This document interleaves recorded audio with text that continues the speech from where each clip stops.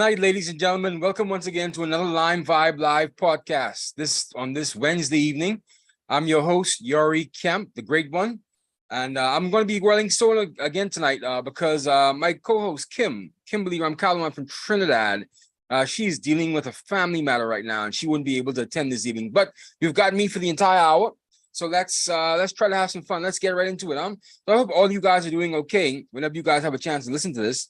So I just want to thank you once again for tuning in, for those who dared to tune in. And I just want to say, man, I had a great day today, man. I had a wonderful day. I have a great day every day, but I had a great day, an extraordinary day today. It started off how I normally start. I went to the gym. I got a little workout in. I did about 4 miles on the road. I got another hour workout, and I just got off to a great start, man. It was a great day. I'm feeling good. I'm feeling strong and healthy. Oh, other news, man. Other news. I got back on the scale again this morning, man. I lost another 5 pounds. I'm at about 225 pounds. And as you can remember, I'm trying to lose 20 pounds by the end of Lent, which is next week, Friday. So 2 weeks ago, I started about 240 pounds. I'm at 225. So hopefully I'll get to 220 by next week, Friday, but I just keep pushing at it. So I'm going to go hard this week. I didn't want to get up this morning at all. I got pretty late. I got to move on pretty late, but I still got the work in, and I was able to make sure I got to work on time as well too. So I'm making good progress now with my weight loss. I really cut down on my diet too. I would say I'm about 1 pound of coconut tart and a box of double chunk chocolate chip cookies away from losing that 5 pounds. So if I could just cut that out, cut my sweets and desserts out, I'll be quite all right. I'll be fine, right as rain. So that's my one achievement. Otherwise than that, I wonder how you guys are doing, man. What's going on in your neck of the woods? What's happening with you?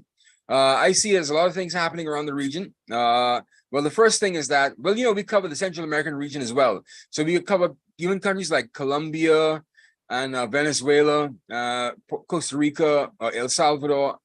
So, yeah, we go all the way down as far south as Venezuela because they're part of the Caribbean as well. They want to be a part of the Caribbean. So they've signed a partnership with Trinidad and Tobago that is going to help them export natural gas, from Venezuela.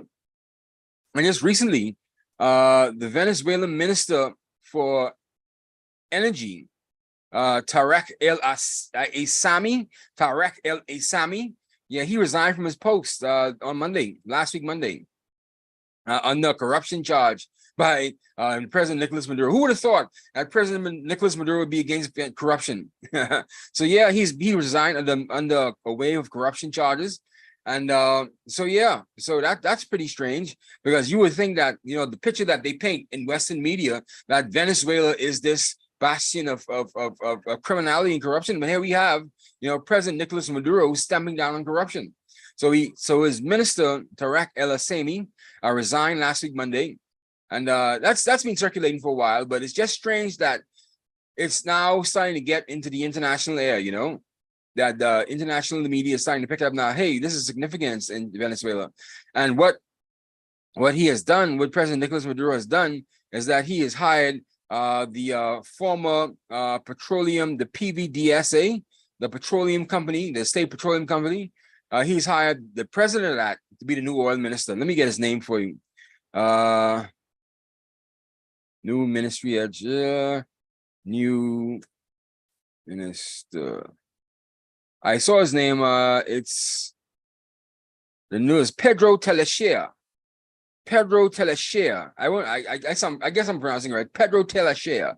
He's the new minister of energy in Venezuela. He's the former president of the state oil PDV, Petroleos. Let me get the right name of that too, because I'm terrible with Spanish names, even though I should know, right? PDVSA. I can't say I'm a journalist from Central America and the Caribbean if I can't really pronounce Spanish. So it's Petróleos de Venezuela SA, the Venezuelan state oil and natural gas company. So yeah, so Pedro de la Shea is now the minister for oil. And the funny thing is that Tarek El Aissami, he resigned under wave of corruption allegations within the PDVSA. And so what Nicolas Maduro had done was he brought in this Pedro de la Shea about 6 months ago to help to investigate the corruption charges in the PDVSA, and the corruption charges found that Tariq El-Assami was involved in a lot of corruption. At least so that's what Venezuelan state media is saying. So there you have it. And so the thing was that there were, because of the U.S. sanctions against Venezuelan oil and oil export and natural gas export, they have a lot of sanctions. And what PDVSA had to do is they had to work through a lot of third-party intermediaries, and they had to get a lot of contracts with a lot of separate oil transportation companies in order to get oil out of Venezuela to their intended recipients. But what had happened was, as they built up about 84% worth of receivables over the last 6 months, about $24 million worth of receivables. And so that means they weren't collecting the money. So Nicolas Maduro wanted to find out what was going on, and that's where the investigation happened. And now Tariq El-Assami is gone. So they want to find out what happened to the money. Where was the money? And this is what happens when you have sanctions by the United States on your country. Your leaders have to do extraordinary things, extraordinary stuff in order to make money, in order to do business. And because they had to go through all these third-party oil tankers and transshipment personnel, a lot of money was missing, a lot of money was wasted. And so a lot of contracts were made with companies that probably weren't even real companies, just spending money with companies, with fake companies. And that's what I'm assuming. He's innocent until proven guilty. I'm not sure what Tariq El-Assami's done. It could be that President Nicolas Maduro is lying, but he is the state president. He is the duly elected president of Venezuela, so you have to take him by his word. Okay, so that's what's happening in Venezuela. So we're just going to keep on monitoring that and see what's going on. There's a wonderful story about it written in the Inside Crime. If you're not sure what Inside Crime, go search Inside Crime. They have a wonderful story written about it. We cover it as well. We cut and paste the entire story from Inside Crime on our Caribbean Magazine Plus website. And so you can read it on Caribbean Magazine Plus or on Inside Crime, and you can go to that and you can read exactly what happened. So yeah. That should be a good story to follow up with. Otherwise than that, that's the only big thing that's really happening in the region right now. So we're just going to wait to see what happens. I wonder how this is going to affect the agreements with Trinidad and Tobago now, because as you know, they just recently signed an agreement to help to export natural gas out of Venezuela to Trinidad and Tobago, so Venezuela could get the natural gas thing off and popping again. Because the sanctions, U.S. sanctions really crippled them. They've really crippled that country. So Trinidad and Tobago had to go to the United States to get approval to do business with Venezuela. Of course, President Nicolas Maduro, he was pissed off about that, right? Saying, how can you dictate two sovereign countries who they should do business with? It's not fair with being in the United States backyard, and that's the way it has to go. That's the kind of way, that's what we have to deal with, right? So otherwise than that, you just got to play ball by the rules, man. So that's really just how it is. And I just think that we just have to be careful now, because with all this instability now happening in Venezuela with Trinidad and Tobago, I wonder how it's going to affect their agreement moving forward, because they just now signed the agreement, the non-disclosure agreement to that overall oil and gas, overall natural gas exploration deal. So they signed a non-disclosure agreement 2 weeks ago. So how's this going to affect that project moving forward? And analysts were already kind of skeptical about it. They were saying that we wouldn't get that Trinidad would not get natural gas from that in about 4 years. It wouldn't happen overnight. And now it puts it even more jeopardy now, because what's going to happen now? Who's going to lead the project moving forward? I'm quite certain that the guy, this Pedro Telechea, he's a very competent man, because apparently he used to run the state chemical company as well. And so Maduro has a lot of trust in him, and he actually brought that state chemical company up to standard. So what reports was saying. So apparently this Telechea guy, he's very trusted and he's very competent. So we wish him all the best. And let's hope we could, shepherd this natural gas agreement with Venezuela and Trinidad to a fruitful conclusion. And so we just hope that they can do that and get that done. So, yeah. But otherwise than that, man, what else is going on in the news? The United States has another shooter, man. Another shooter in Nashville, Tennessee. Killed 3 babies. Oh, Lord Jesus. Killed 3 babies and 3 adults. That was about 3 days ago on the 27th. And yeah. And they just ran to the school. I just saw the footage of the police officers running down on the shooter and shooting them dead. It was amazing, man, to see them like it was like a what do you call it? Those first-person shooter games, like Call of Duty, where they just ran up on the shooter and hit him with the AR-15. Bam, bam, bam, bam. Got him down. That's like that. Bam. And the guy who had the body camera, who we got the footage from, after the shooter was already down, he put another about 5 bullets in him as well, or her, I should say. And so it was just amazing, gripping footage, man. You know, but they had to stop. I'm glad they are acting a lot more quicker on these school shooting situations, because if anyone could remember the Parkland shooting, where there were tens of kids and the city was terrorized, that school was terrorized, and how many lives were lost, and the police were afraid to go in to confront the shooter. I'm just glad they reacted quickly, and they have protocols to deal with these mass shooters. And it's you just have to pray for the victims, man, the families of the victims. I just want to say my condolences out to the families who have been affected by this, and to the people who are left, the survivors who are going to be traumatized for the rest of their life with another school shooting. It must be a scary situation now. Will those kids want to go back to school?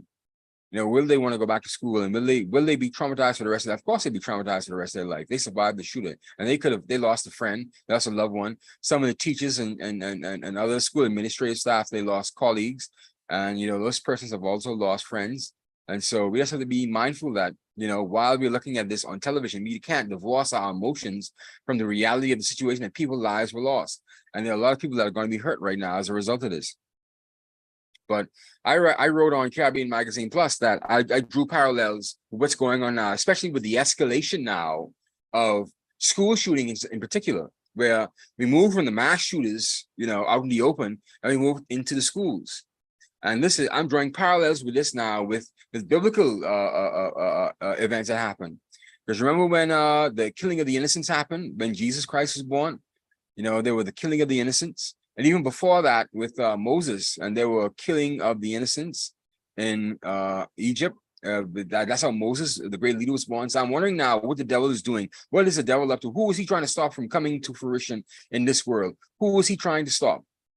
And so this is just another telltale sign of how these things just repeat itself. Now, you may not see it like that. You may see it as, just another crazy government, but I see it in a biblical eyesight, right?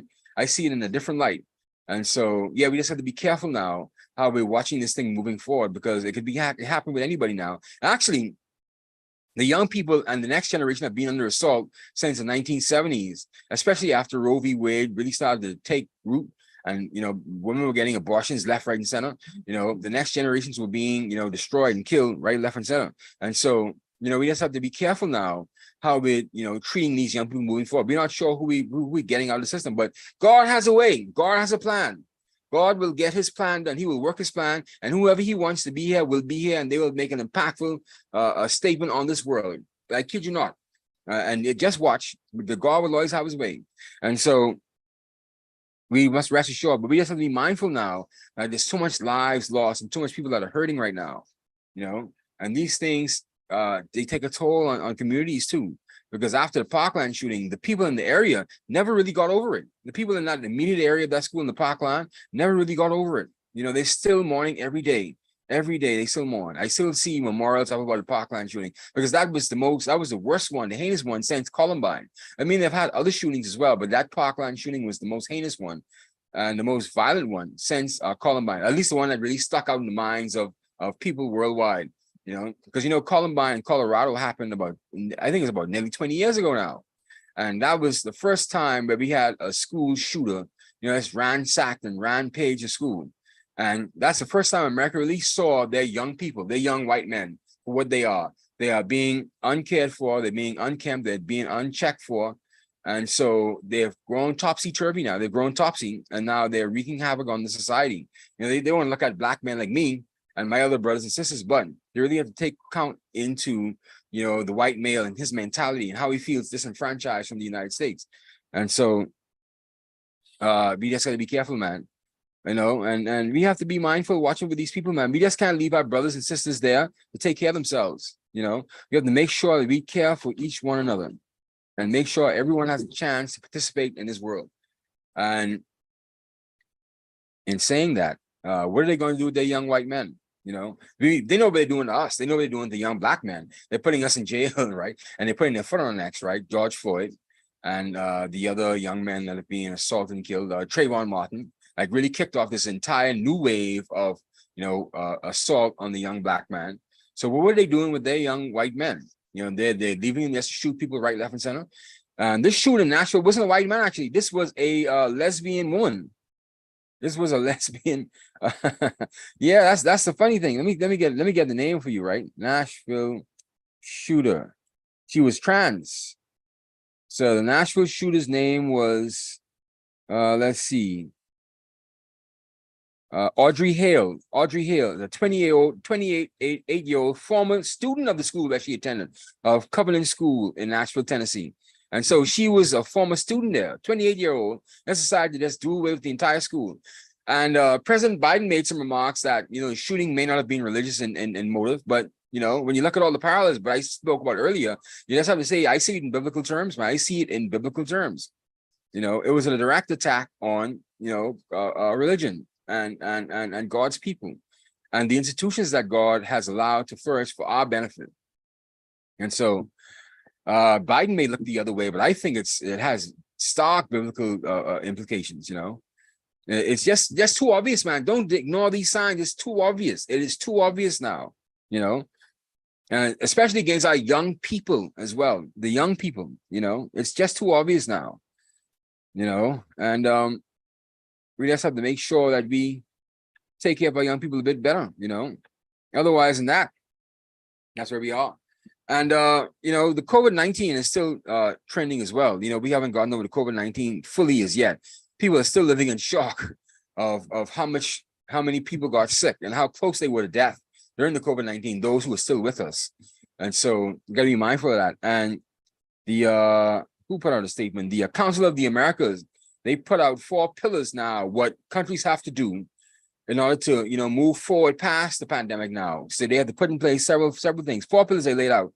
And the first thing is they have to get the messaging right on COVID-19, all right? They have to make sure that people understand what's going on with COVID-19 all the time and make sure that people understand that a surge may be happening and how to take care of themselves and how to vaccinate themselves. And they need to put proper healthcare financing in place as well, because that was missing during the pandemic. No one was really expecting a pandemic. The only person that foresaw a pandemic or a world leader that could really speak to a pandemic happening within the near future was Barack Obama, when he said it about 7 years ago. He said, we have to make sure we prepare ourselves for the next global pandemic. Mind you, all that time, between that time, right, we were having Ebola outbreaks, we were having bird flu outbreaks, we were having Zika outbreaks. And so Barack Obama had the courage and said, so we have to prepare ourselves for the next pandemic that could strike the world. And he was right. And he was spot on, man. He was God sent, wasn't he? He would hit the nail around the head. And if he could have run a 3rd term and a 4th term, I think the Americans would let him run because he was right on the money. Me personally, I had my issues with President Obama.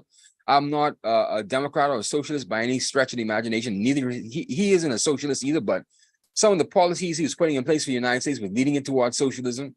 And so we have to be careful now where we start to think that and fantasize that socialism could be a viable operation, a viable alternative to democracy when it really isn't. And so that's my only takeaway from the Democratic Party itself, not from President Obama, from the Democratic Party itself. I'm sure he could have a long conversation with me on that. And he could disabuse me that he wasn't a socialist, but that's how the media, portrayed him. That's how the conservative media, I would say, portrayed him. And so, but one thing he did take care of United States healthcare issues, though.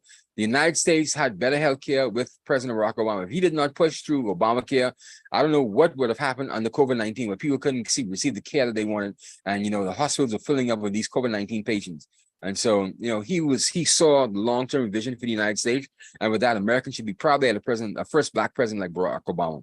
They should be proud. And now we have the first vice president, the first female vice president, happens to be a Yachty, a Jamaican, Kamala Harris. And she's not making much of an impact now. President Biden now, he's still in the saddle. He's still riding off high. Everyone expected Kamala Harris to have a bit more say in the administration, but she really isn't. She's just playing her role as a vice president. And that's what she should be doing, Not to say that she's a female that you have to overshadow and she has to sit in her place, right? But all vice presidents really have to take a backseat to the president. Their job is just to look there and be some kind of sounding board for the president in charge. Okay, that's what all deputies should be. They should not overshadow their president. The only president of note that overshadowed their president, the only vice president of note that really overshadowed their president was George Bush and Dick Cheney. Dick Cheney was the man. They were calling him the president, and I know that probably didn't sit well with President Bush. But what can you say? Vice President Dick Cheney was very competent. And so, he was overshadowed very much by Vice President Dick Cheney. Otherwise than that, most vice presidents, they just sit in the pocket. They just sit there and they just take their seat and they just be a sounding board for the president in charge. And that's what they should be doing. That's what Kamala Harris is doing. So we should not get down on her for doing her job. You know, she's doing exactly what she's supposed to be doing. You know, and yeah, we want to have one, but yeah, she's the first black female. She's the first female vice president. Blah blah blah. Right? But she's doing her job. So let's not diminish her, and let's not say she's doing any less than any other vice president's ever done. Give her a chance. You know, and this is coming from someone who would be a staunch Republican. Actually, given half the chance, I probably, if I was an American citizen, I would have voted for President Donald Trump over President Biden. You know, I just can't get why everyone hated Donald Trump. You know. And they force him to react to do the crazy stuff with the deep state. Yeah, and he's kind of nutty. Yeah, but he wasn't all out as evil the way the media portrayed him to be. And they portrayed all conservative presidents, all Republican presidents to be evil. From Richard Nixon time, you know, to Ronald Reagan, to George Bush Sr., George Bush Jr. They portrayed all of them to be this evil character. And in hindsight, now he did what was best for America. Take, for example, something Donald Trump did when he was the president. He sounded the alarm on this TikTok thing. You know, this TikTok app, he sounded the alarm that the Chinese government, they're using TikTok to spy on Americans and take your data. And it's true. And now we have the Biden administration, under the Biden administration, now the Congress now is investigating the same thing that Donald Trump brought to their mind in the first instance, that you have to be mindful of this TikTok app. Our kids, our young people are putting all their data and their information on this TikTok app, and we have to be careful of it. And so, and Donald Trump is right, because, you know, China has shown they can be very, very belligerent against the United States and the United States interests and American interests. And so you have them given, you have the young people given this Chinese entity in TikTok, you have them given them their personal information.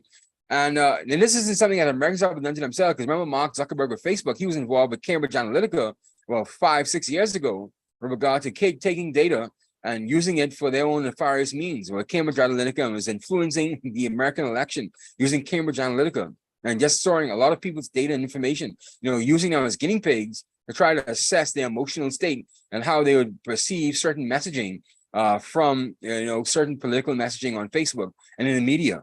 And so, you know, if Zuckerberg is done, he's an American, could you imagine what the Chinese would do to you? What the Chinese would do to your citizens? So let's be wise about this, man. Let's be honest about this, you know. And Congress has a right to investigate TikTok, you know, because, you know, it's not as if China is America's best friend. They have eyes on world domination as well. They believe that their country should be at the forefront. And so why shouldn't they use every particular advantage they have to gauge American interest and engage whether or not they could actually be the next world superpower? A lot of people really want that to happen. I'm not sure if they're really serious, if they really want that to happen. But, you know, you have to be careful what you ask for, you know, because I prefer America, to be honest with you. I mean, yeah, they have their issues. No relationship is really perfect, but America is being good to the world, and it's being a beacon of hope to the world. And we wouldn't want to destroy that. To be honest with you, I wouldn't want to go back to Europe either. I love the way America has emerged over the last 300, 400 years or so to be the world power and the world leader that it is, that it should be, you know, and I appreciate that. And yeah, they've done some wrong, especially in the Western Hemisphere with regard to some of these former governments from Anastasia Somoza and Arbenz, Nicholas Arbenz in Central America, and even the Papa Doc, when they installed Papa Doc in Haiti, which caused Haiti a lot of grief, you know, during the late 50s, early 60s, straight into the 70s, you know, and you know, has left, you know, put a real dent in Haiti. But you know, that isn't the only Papa Doc wasn't the only problem that Haiti faced. So let's not put it all in the United States. And of course, the United States tried to fix it when they had several interventions in Haiti. But at the same time as well, you know, we can't blame all of the problems in Haiti on the United States. You know, we can't blame it all. Yeah, the United States played a hand with trying to, you know, control the country, but at the same time, they also tried to help the country a bit more as well. But there's very little you could do with the people who really don't want to be helped. And the key problem is with Haiti is that they just don't speak English, and Americans just don't care to that great extent. They don't, and that goes for the leadership straight down to the average citizen. Like Haiti said, who cares? You know, why should we help Haiti? You know, they don't identify, the average American don't identify with a Black, French-speaking or Creole-speaking man in Haiti. They identify with people in the Ukraine, the Eastern Europeans, they're white, and they're part of quote-unquote Europe. They identify with that, but they don't identify with, you know, that little country in on Hispaniola next to the Dominican Republic in Haiti. They just don't care. And so, and we keep on forgetting that Haiti shares an island with another country, the Dominican Republic, you know, and the Dominican Republic is peaceful. You know, they're a really stable and solid country. I visited the Dominican Republic about 3 years ago, and trust me, man, I visited the Northwest. I went to Puerto Plata, and man, it's beautiful there. It was in Santo Domingo. It is in the central city. It's the touristy in Puerto Plata up in the northwestern part of Dominican Republic. Man, it's beautiful, man. It's the most beautiful place I've ever been to. It's actually more beautiful than some parts of my country in the Bahamas. And trust me, you have a chance, go to the Dominican Republic. And the women there are beautiful, man. Everywhere you turn by, you see these beautiful women walking past you, man. You know, I was like in love. Every time I turned around, I saw another beautiful woman here, another beautiful woman there. All skin tones, all colors, all creeds.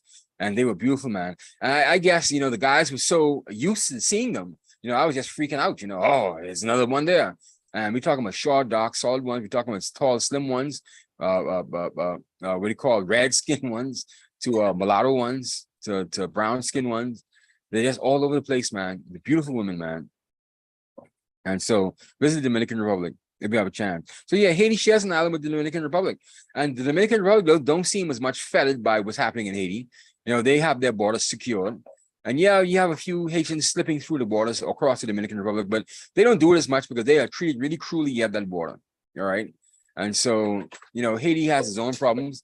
And I guess, you know, they could jump off into the sea toward the Dominican Republic to care for. But at the same time as well, you know, Haiti has more problems than United States intervention.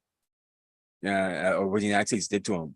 All right. So yeah, but the United States on this Western Hemisphere, they have a lot to answer for. But you know, they still kept us alive and they still keeping us afloat. And without the United States, this Western Hemisphere would be in a total dump, man, because who else do you have to turn to? Canada really can't supply us all. You know, Brazil isn't there. Argentina isn't there. They're the other three big countries in this Western Hemisphere. They can't really do. Mexico really can't do. They can't solve their own problems with drugs. You know, so what are you going to do? We need the United States.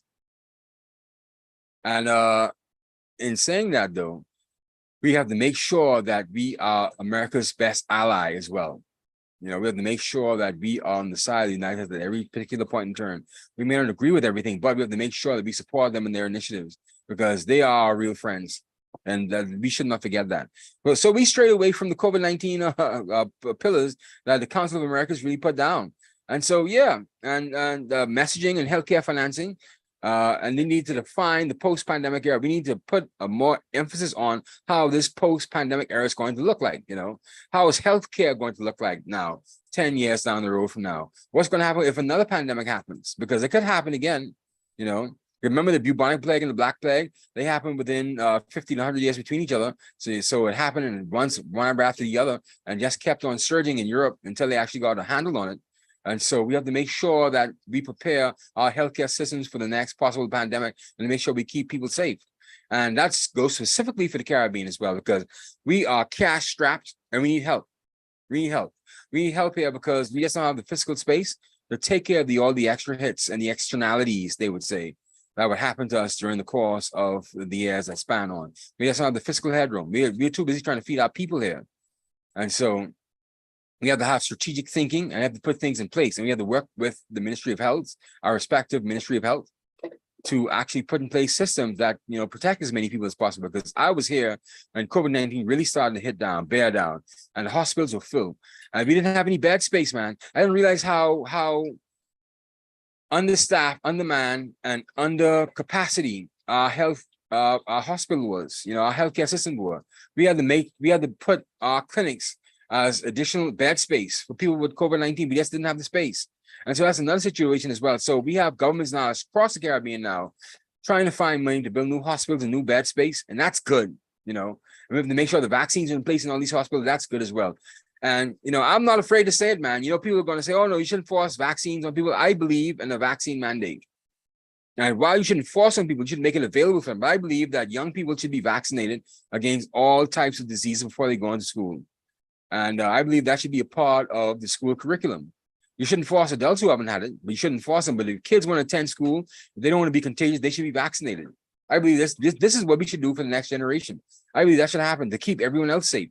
Because while you may not want a vaccine, I don't want to catch anything from you. Okay? And that's what it really is about. It's not forcing you, it's protecting you from me. It's protecting me from you, actually. And it's protecting us from each other. So we have to make sure that we look at this in a serious and sober way. You know, we want to make sure that people are kept safe. And so we can't be serious about keeping people safe without making sure people are vaccinated properly against all these diseases. And we're not, like we said, we're not sure what's going to happen 10 years from now. We're not sure that we're not going to have another pandemic that's going to really affect this world and affect this country. And so we just have to make sure that we take this into serious consideration, because what can happen is, I could see it now where 10 years from now, we don't build a hospital, we don't have the additional bed space, we don't have the vaccines in place, we don't have the healthcare personnel in place. Then what's going to happen? We're going to have something that's going to hit us again. We're going to be scratching our head again. So, oh, remember what happened with COVID-19? Oh, we could have done this, we could have done that. No, we were too busy doing other stuff.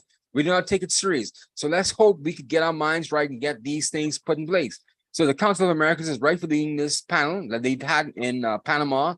This was about 2 weeks ago, apparently. And so, and Steve Liston, the senior director of the Council of America, said about the report, and they put out a report, actually, it's called After the Pandemic, Considerations for COVID-19 Prevention and Treatment in Latin America and the Caribbean. It's right there on their website. And he said about the report that we brought together a lot of experts across a lot of different sectors to ask them the question, what should be the lessons that we should learn moving forward? What is the important things that we should learn moving forward with the pandemic?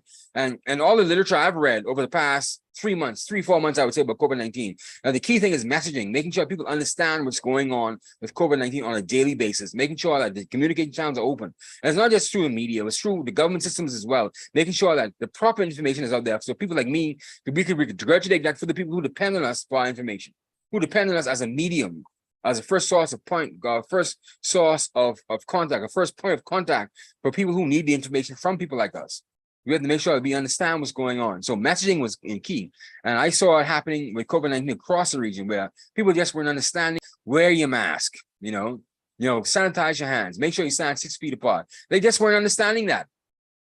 And it sounds simple, but they just weren't getting that. You have to really take precautions into making sure that you keep yourself safe, and for your own sake as well. So messaging is important, and messaging now on the vaccines now, how it's going to be important moving forward. It's going to be critical now for the Caribbean, because it's going to prove how we should respond to the next pandemic if it happens.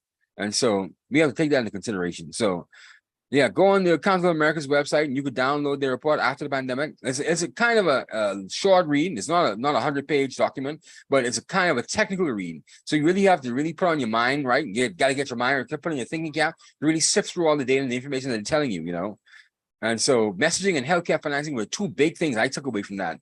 Because I saw it happen across the region. I saw where people were struggling from places from Trinidad all the way up to the Bahamas and the Cayman Islands. They just didn't have the financing in place to make sure the adequate healthcare facilities were up to standard and up to date, and they had enough to receive these people and the personnel in place. That's important. And so, yeah. So those are the things, man. Otherwise than that, that's the big things happening this week. Like I said, the Nashville shooting really stuck everybody. That really hurt a lot of people in Nashville, Tennessee. And we just have to pray for those people, man. We have a new contributor, a new op-ed contributor to the Caribbean Magazine Plus as well. Of course, this isn't owned by Arawak Media. This is owned by Western Freedoms. Our podcast is owned by Western Freedoms. That's a Florida company. But we also own Caribbean Magazine Plus, which is owned by Arawak Media, which is also owned by yours truly. And so when we share our brands here, just to let you know, there's the same individual behind all the brands.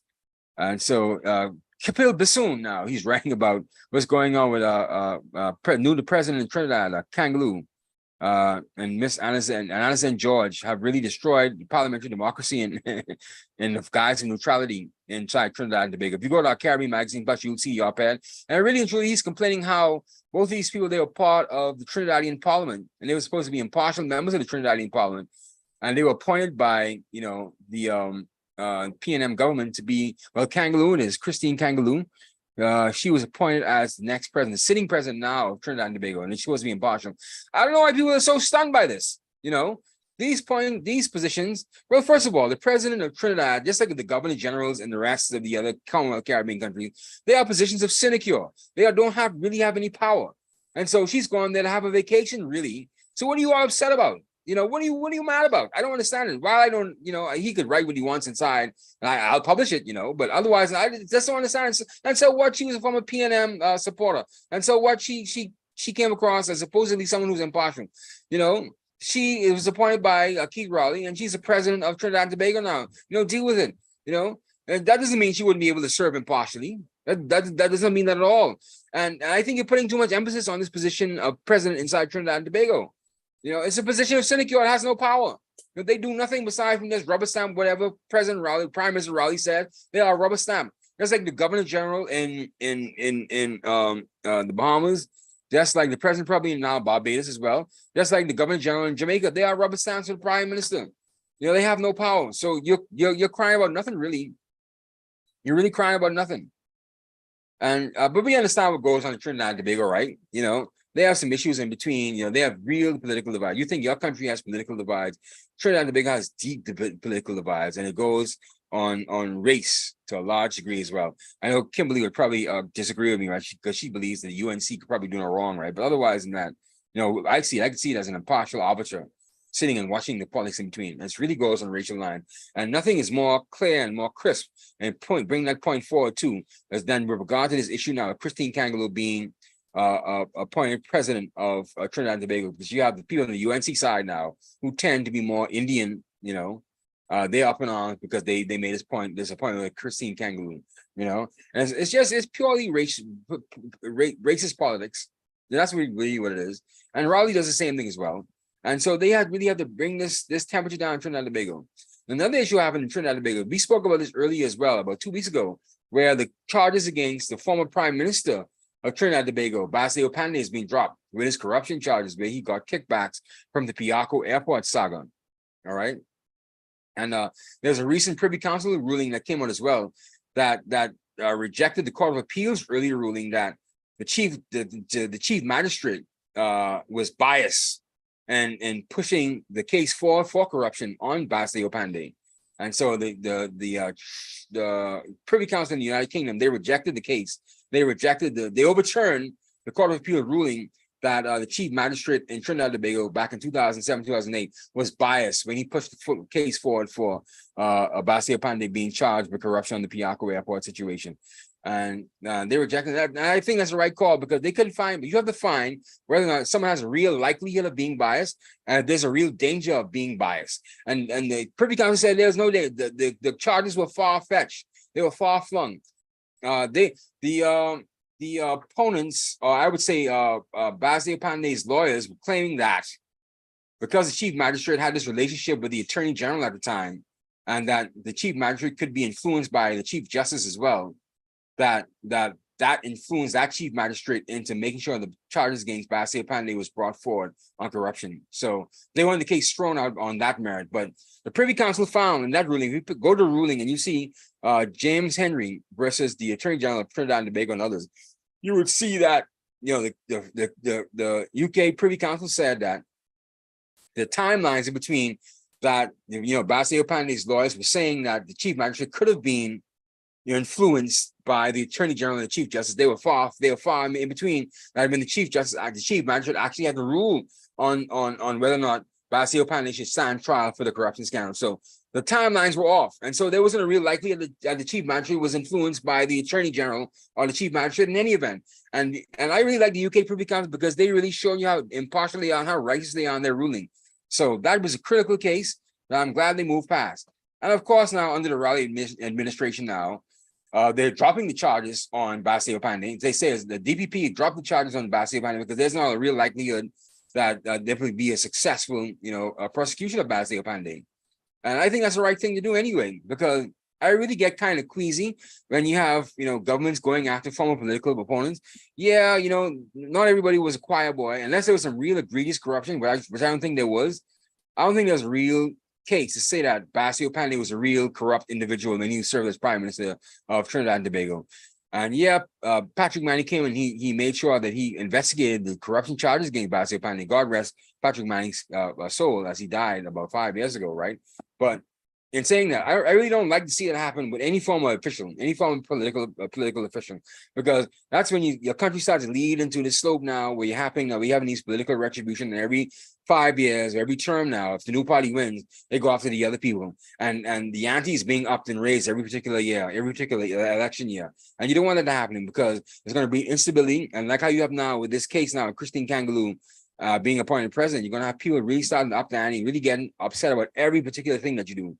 And people were taking this thing with Basilio Pandey in particular, they were taking it as personal, as if Patrick Manning had a personal problem with Basilio Pandey. No, they just want some clarity on the Piarco Airport scandal. But I really didn't think that they need to go that far with Basilio Pandey. That's just my take, because I just don't like to see those kinds of things happen. We have our own corruption scandals here right now. We have another minister from the previous Free National Movement administration here now. She's being dragged before the court for corruption, corruption charges. And it's just so funny that Free National Movement administration, they brought the previous Progressive Liberal Party administration ministers up on several charges that ultimately got dropped anyway.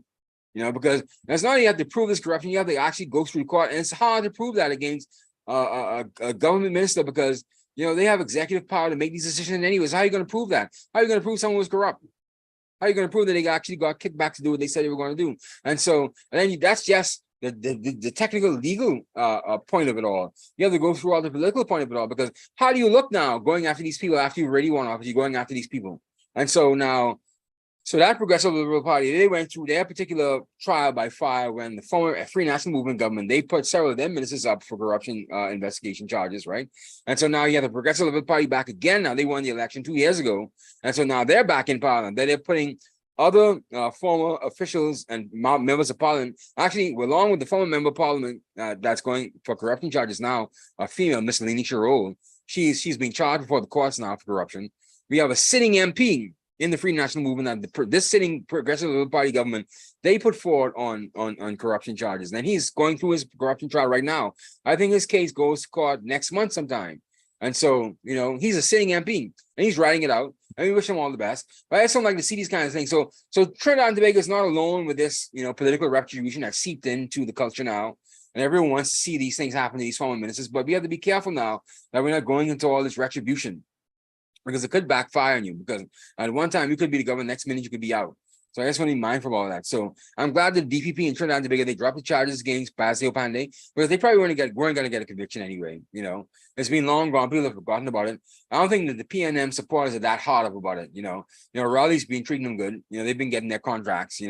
And he won re-election again against Kamala Basad. And my personal take, I believe him and Kamala Basad, they're working together.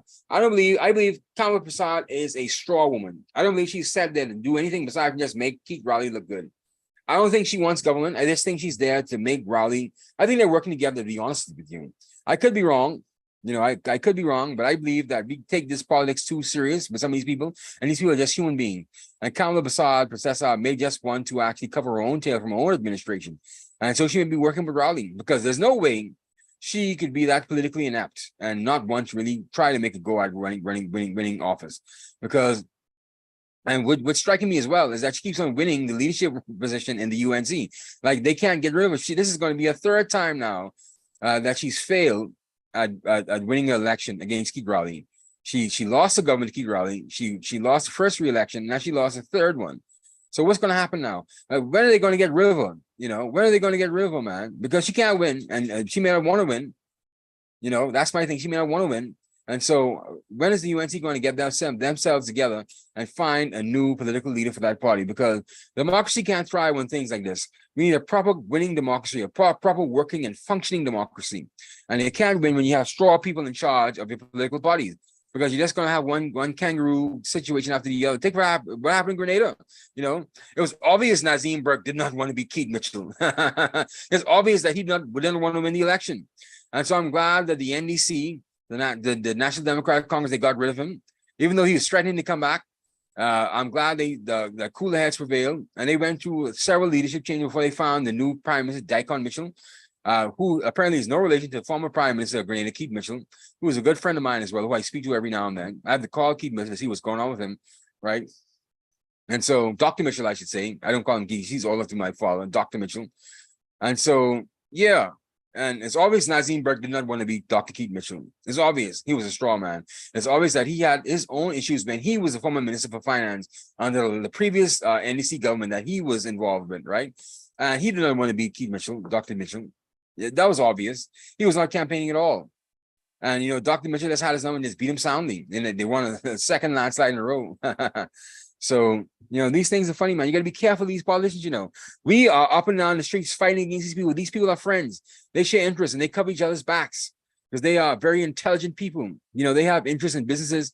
While you may think that politics is their end all and be all, no, they have businesses and interests that they take care of, and they keep in very firm view in their life. They have other things other than this politics, man. And they work with each other, So at the end of the day, they don't want to destroy another a citizen of that country, whether they be from the other political party or not. They want to see someone succeed because that can mean a job for their constituent. That can mean something else for somebody else, you know.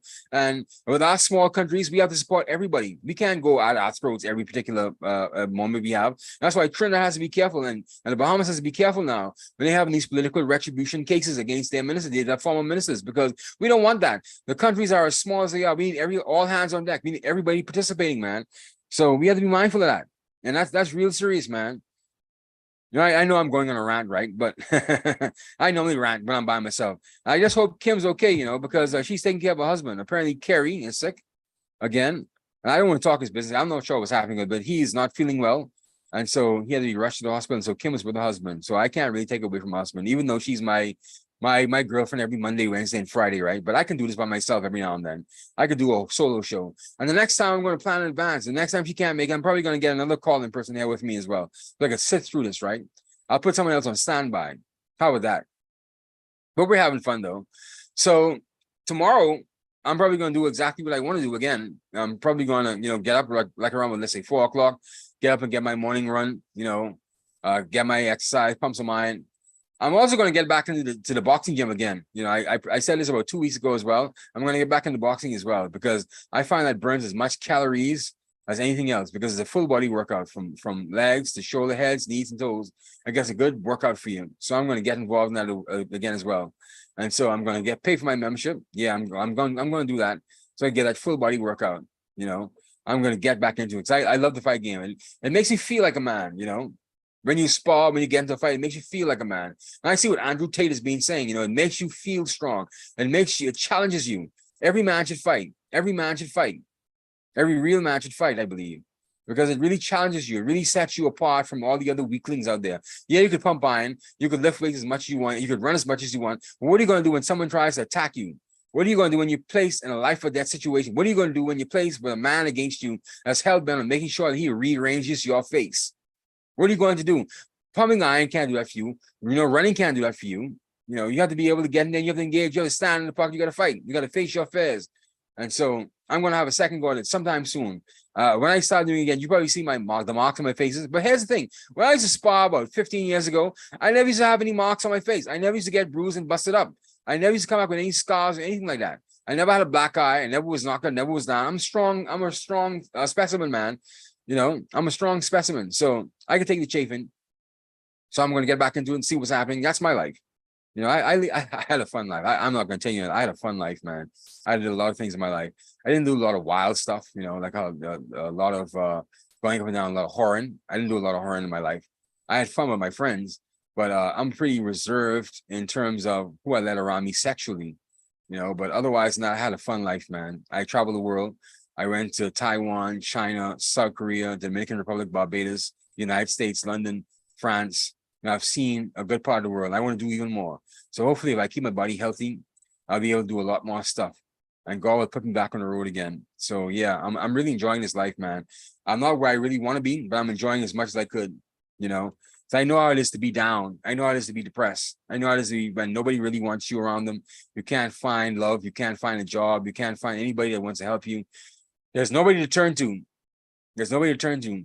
Until you hear that voice calling from above that says, come here, my son. I love you. I'm going to do this for you. I'm going to help you. I'm going to bring you up. It's not going to be easy, but I'm going to shepherd you. I'm going to lead you into the right path, into the path of righteousness for my name's sake. I'm going to lead you beside the still waters. And when that voice starts speaking to you, you don't want to hear anybody else because you understand when the shepherd is calling your name. You understand when the shepherd is calling you. And the shepherd has been calling me. Now, I'm not sure I'm going to be cut off for the pulpit, right? I don't see that happening, but I hear my shepherd's voice. I hear his voice clearly now. I respond to him. I listen to him carefully now. I look for God in everything now. And I understand it's more than just doing things. And it's more than just, you know, saying out these morning scriptures, everyone. You have to actually get involved. And with my Anglican church men's group, I'm an Anglican, by the way, my Anglican church men's group, our former vice president, he was sick. He was sick about 2 weeks ago. And his wife sent a nasty message into our ACM group, into our men's group. And he sent a message as well saying how nobody checked for him and nobody called him. And they don't want us to come to his house anymore because he's out of the hospital now and he's feeling better. And I said, wow, that pricked my conscience, you know. And he told it in front of all the men inside our men's group. I said, wow, that pricked my conscience. I said, something from that day, from day before yesterday, I said, something, I'm going to change myself. I'm going to do better. And so what I did is I joined the visitation group, the visitation committee on the church. I said, hey, when you're going to visit the sick and the shut-in, I want to be involved in that. I want to do my part. And I've been calling people right, left, and center now. I got a list from my church, and I go to two churches, actually. One is my Anglican church. That's my really standard church. And one is my Baptist church, my Holy Ghost church, I call it, right? That's the one I could run up and down the aisle, and I could praise God as much as I want. I could dance, and I could sing, and I could shout. The Anglican church really doesn't do that. They're kind of reserved. So I need that Baptist experience where I could actually shout and praise my Lord in my pure form and my purest expression. I'm not by any stretch of the imagination. I'm not some guy who falls in the spirit in the church, but I do like to sing and shout. And I do like to clap my hands. I do like to move around every now and then. All right, so I get that from there. And so I joined the visitation committee in both churches, because I want to call these people, because I don't want to be sick one day and nobody calls me. I want to be someone who would want to be called. I would want to be someone someone would want to pick up the phone and say, hey, how you doing, buddy? You okay? Are you doing better with your illness? How are things going with you, man? I would like somebody to call me. And so when Mr. Brown, our vice president of the ACM group, he put that message inside the group and he sent a voice note from his wife. I was like, wow. I said, we are really terrible people, myself included. I put a note right behind it and say, something, Mr. Brown, I am going to change. I'm going to do something different. I'm going to do something different. I'm going to make sure that does not happen again. And so I joined the groups, and I encourage all my other ACM brothers to actually join that visitation group, because if you haven't done so, you should. And our administrator at Christ the King, the Anglican Church, they have been really helpful. She gave me a list of all the people that were sick and shut in. I've been making calls. I've been reaching out to these people. And so, yeah, it's easy to do. You may not have to visit them, but I encourage you to visit them if you could. But, join your visitation group in your church. Make sure you reach out to these people who are in need. My Baptist church wanted me to go an extra mile. They wanted me to join the benevolent group as well. The one that goes and visits schools and people in need, and to give out gifts. I'm not sure if I have the time for that. I'm pretty busy. But the minister said to pray about it. So I'm going to pray about it and see what the Lord leads me. But, anything that the Lord asks me to do, I'm more inclined to do. Because she put it in my spirit, I'm most likely going to do it, even though I don't have the time. But God will make the time. But I'm going to do it, don't refuse God. Anything he asks you, don't refuse. I find that do not refuse when you hear the man of the cloth, or when you hear God speaking, you say to do something, do it. Do it, because there's a reason why he's doing it. There's a reason why he's telling you to do it. Do it. So I'm going to do it. Most likely I'm going to join a benevolent group as well in my Baptist church.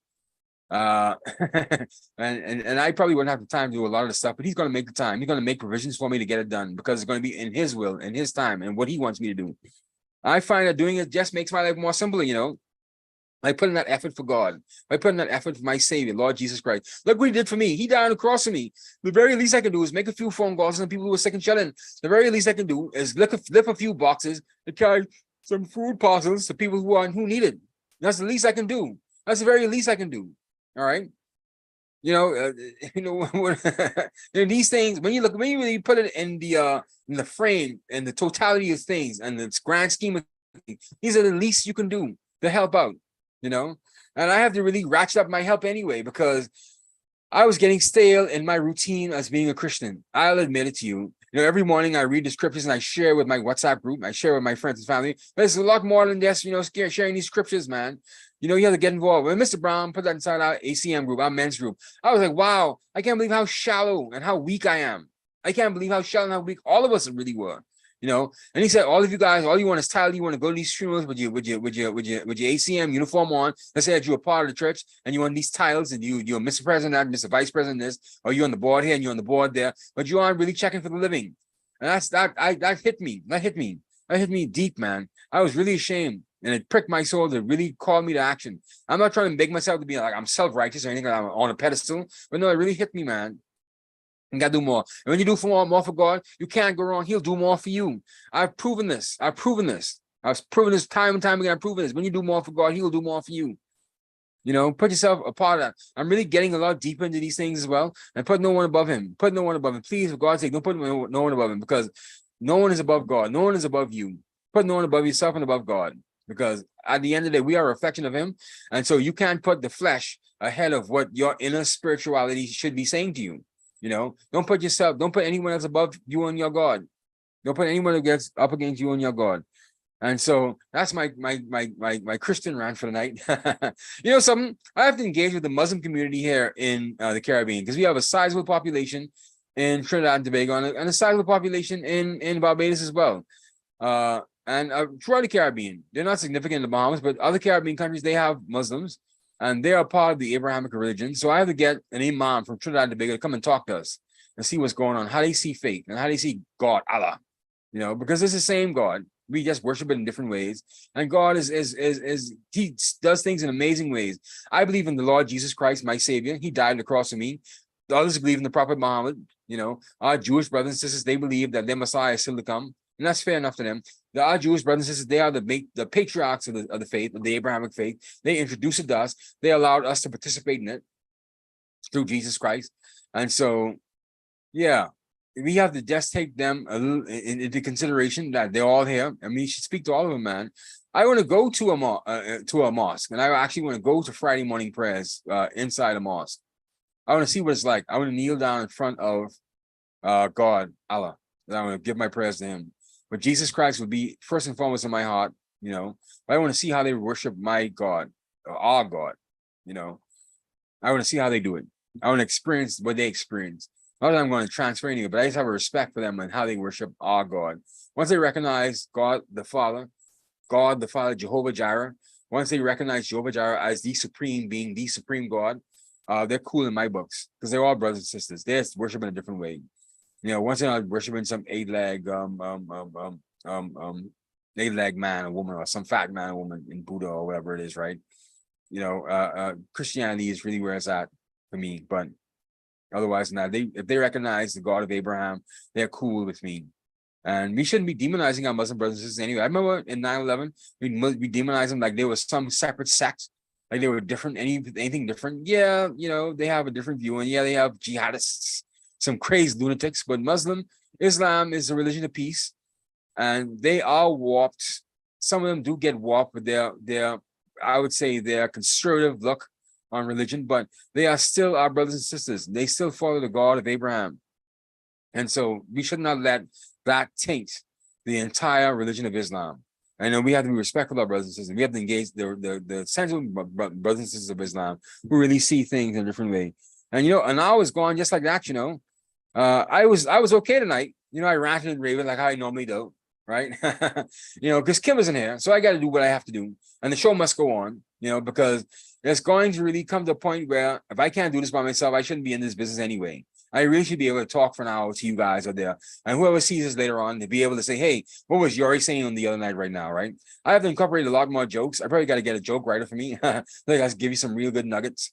But we talked about a lot of stuff. We talked about, the Venezuelan Minister of Energy resigned on the corruption charges. We also spoke about, COVID-19 outlook and how Caribbean countries should look moving forward now after the COVID-19 pandemics come to an end, and how we should strengthen our health systems and how we should work on messaging for COVID-19, other pandemics moving forward. We also spoke about, Basil Pandea's case. We spoke about that 2 weeks ago, with Kim, when Kim was there, because she's the real Trinidadian authority. She's in Trinidad, right? And so we spoke about that. We spoke about, we should not get overboard with, these political retribution cases against former ministers of government, because you're not going to want to go that route. This is going to get nasty. We talk about a whole range of stuff, man. We talk about Christianity, how I'm a real terrible Christian for not taking into consideration people who are sick and shut in. And so I joined the visitation committees on both of my churches. Yeah, I get double coverage, man. I get double coverage. I go to 2 churches. I alternate them, 2 Sundays here, 2 Sundays there. I have different church families, and they understand what I'm doing. They understand I'm doing my best.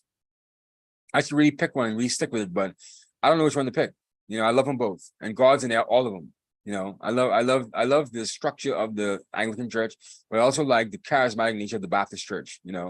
I really like that shouting up and down in the middle of the aisle. So there we have it. The show is over. So I want to thank you once again for joining me for another LimeVibe Live podcast. If you haven't done so, please subscribe to our YouTube page, LimeVibe, or our Facebook page, LimeVibe, and that would really help us out a lot. Click like this video and subscribe to our channels, please. Thank you so much. So I'm going to look forward to you guys again. I hope you guys enjoyed me ranting and raving for an hour. So this is Yori Camp saying goodbye from LimeVibe.